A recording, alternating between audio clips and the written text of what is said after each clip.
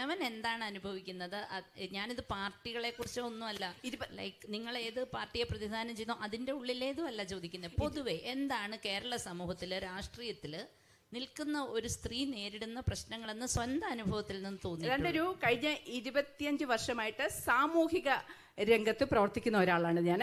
അപ്പം എൻ്റെ സാമൂഹിക രംഗത്തെ എൻ്റെ പ്രവർത്തനങ്ങൾ, പ്രത്യേകിച്ച് സമരമുഖത്തെ എൻ്റെ ശക്തമായ സാന്നിധ്യം, അങ്ങനെയാണ് ഞാൻ രാഷ്ട്രീയ രംഗത്തേക്ക് കഴിഞ്ഞ 8 വർഷമായിട്ട് വളരെ സജീവമായി രാഷ്ട്രീയ രംഗത്തേക്ക് വരുന്നത്. ഒരു കാര്യം എനിക്ക് പറയാനുള്ളത്, ഇതിനു മുമ്പ് ഓൺട്രപ്രണർഷിപ്പിനെ കുറിച്ച് സംസാരിച്ച നമ്മുടെ മിടുക്കരായ സംരംഭകരും ചൂണ്ടിക്കാണിച്ച ഒരു കാര്യമുണ്ട്.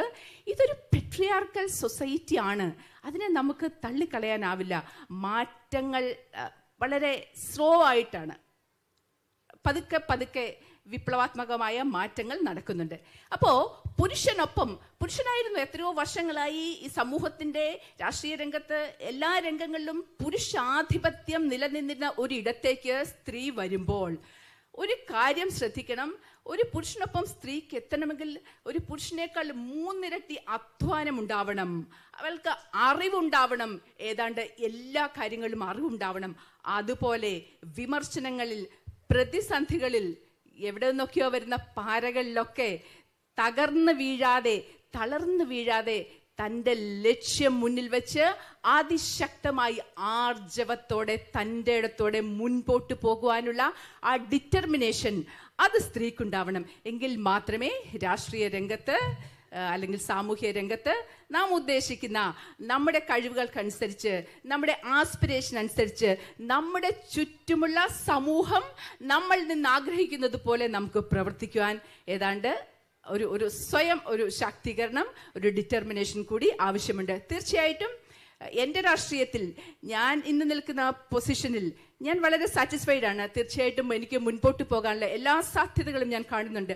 അതുകൊണ്ട് തന്നെയാണ് ഇന്ന് ഈ വേദിയിൽ ഇവിടെ വന്ന്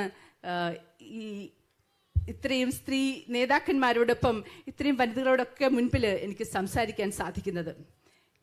ഭാരതത്തെ സംബന്ധിച്ചോളം, കേരളത്തെ സംബന്ധിച്ചോളം രാഷ്ട്രീയത്തിലെ സ്ത്രീകൾക്ക് it's very prospective. Actually it's very prospective.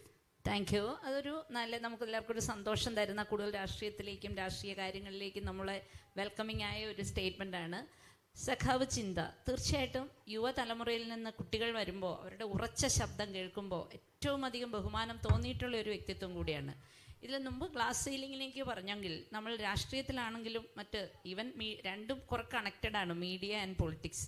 രണ്ടിലും പറയുന്ന ഒരു കാര്യമാണ്, പുതിയൊരു പെൺകുട്ടി, ഒരു സ്ത്രീ ഉറച്ച ശബ്ദത്തോടെ ഉറച്ച കാൽവയ്പ്പുകളോടെ വരുമ്പോൾ സമൂഹം, പ്രത്യേകിച്ച് പാട്രിയാറ്റിക് സൊസൈറ്റി ചെയ്യുന്നത്, അവളുടെ കയ്യിൽ ഒരു ചെറിയ തെറ്റുണ്ടെങ്കിൽ അതിനെ എയറിലാക്കുക, ഭയങ്കര പ്രശ്നമായിട്ട് അതിനെ അവതരിപ്പിക്കുക, അല്ലെങ്കിൽ അവളെ തന്നെ തകർത്ത് കറയാവുന്ന അത്രയ്ക്ക് പ്രശ്നങ്ങളിലേക്ക് അവളുടെ നേട്ടങ്ങൾ കണ്ടില്ലെന്ന് നടിക്കുക, അവളുടെ മുന്നേറ്റത്തെ കണ്ടില്ലെന്ന് നടിക്കുക.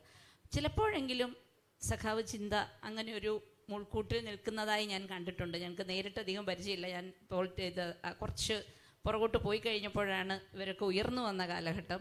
എങ്കിലും വളരെ ബഹുമാനത്തോടെ കാണുന്ന പുതിയ തലമുറയുടെ പ്രതിനിധി എന്ന നിലയ്ക്ക് ഞാൻ ചോദിക്കുകയാണ്, പുതിയ തലമുറ ഇതിനെയൊക്കെ എങ്ങനെയാണ് കാണുന്നത്? നിസ്സാരവൽക്കരിക്കുകയാണോ അതോ ഇതൊക്കെ ബാധിക്കുന്നുണ്ടോ നിങ്ങളെ? എല്ലാവരും പറഞ്ഞതുപോലെ തന്നെ കേരള വിഷൻ ആദ്യമായിട്ടൊരു